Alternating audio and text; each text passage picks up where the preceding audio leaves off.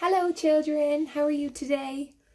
So, since school is closed, I thought when you're sitting at home, I could read you a story.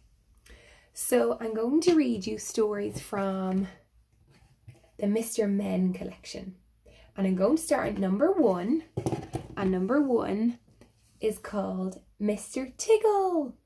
So sit somewhere comfy and I'm going to read you this story. Mr. Tickle. Do you see Mr. Tickle has really long arms? I bet he's really good at tickling. It was a warm sunny morning.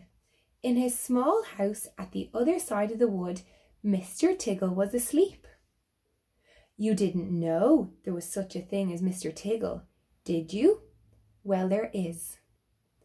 Tickles are small and round, and they have arms that stretch and stretch and stretch.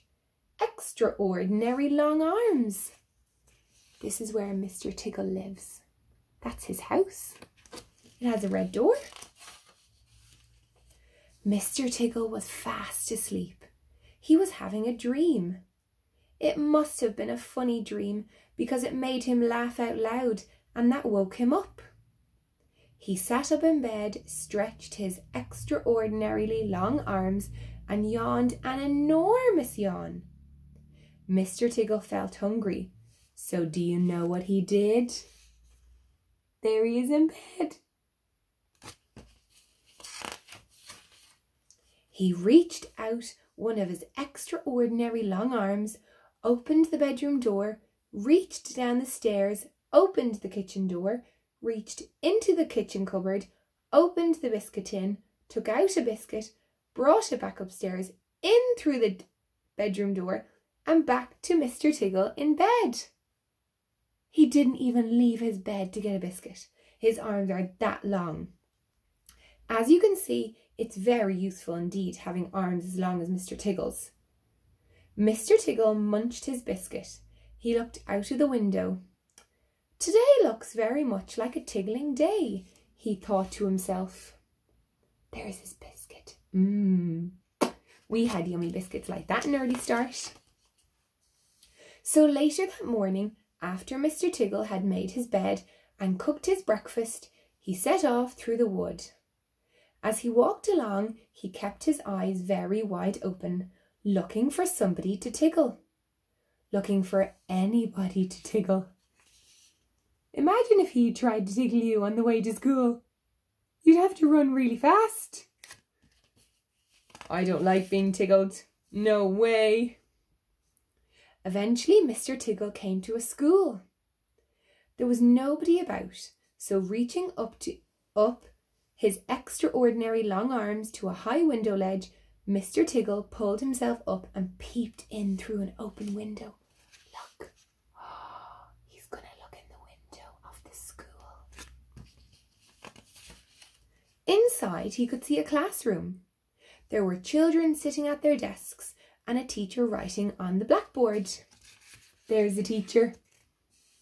Doesn't look like me? No way. What are the differences? He has a moustache. I don't. He's wearing glasses. I'm not. He has a black hat. I have no hat. There are lots of things that are different. Mr. Tickle waited a minute and then reached in through the window. Mr. Tickle's extraordinarily long arm went right up to the teacher, paused, and then tickled him. The teacher jumped in the air and turned around very quickly to see who was there. But nobody was there, because Mr. Tickle was outside. There he is, look. He's outside the window. And the teacher can't see him. Mr. Tickle grinned a mischievous grin. He waited another minute and then tickled the teacher again. This time he kept on tickling until soon the teacher was laughing out loud and saying, "Stop it," over and over again. All the children were laughing too at such a funny sight. There was a terrible pandemonium. There are the children, like in our class, they're all smiling. They think it's so funny that their teacher's being tickled. Eventually, Mr. Tickle thought that he had enough fun, so he gave the teacher one more tickle for luck and then very quietly brought his arm back through the open window. Chuckling to himself, he jumped down from the window, leaving the poor teacher to explain what it was all about, which of course he couldn't. Then Mr. Tickle went to town. There he goes. That's a big school like ours, isn't it? I wonder what Mr. Tickle's going to do in town. Will he go to the park to tickle people? Or the shops? Let's see. And what a day Mr. Tickle had. He tickled the policeman on traffic duty at the crossroads in the middle of town. It caused an enormous traffic jam. The policeman doesn't look too happy. Look at Mr. Tickle's hand. It's creeping in. Oh, gonna get him. He tickled the greengrocer just as he was piling apples neatly in his shop window. The greengrocer fell over backwards and the apples rolled all over the shop. No! At the railway station, the guard was about to wave his flag for the train to leave. As he lifted his arm in the air, Mr. Tickle tickled him. And every time he tried to wave his flag, Mr. Tickle tickled him until the train was 10 minutes late leaving the station and all the passengers were furious. There he is, look. Oh, Mr. Tickle's being very naughty. He shouldn't be tickling everyone. They're trying to do their jobs. That day, Mr. Tickle tickled everybody. He tickled the doctor. He tickled the butcher. There's the doctor going home from work. He tickled old Mr. Stamp the postman, who dropped all his letters in a puddle. Oh, the poor postman. Now his letters are all wet. Then Mr. Tickle went home. Sitting in his armchair in his small house at the other side of the wood, he laughed and laughed every time he thought about all the people he had tickled. Silly Mr. Tickle, tickling all those people. So if you are in any way ticklish, beware of Mr. Tickle and those extraordinary long arms.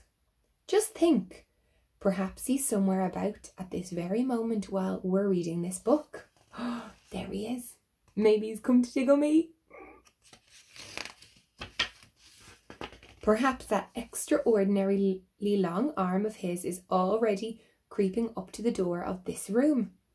Perhaps it's opening the door right now and coming in. Ooh! Perhaps before you know what is happening, you'll be well and truly tickled. That was a great story. So if you look at the back, these are all the Mr. Men books. So we have read Mr. Tickle. So tomorrow I will read you the second one, which is Mr. Greedy.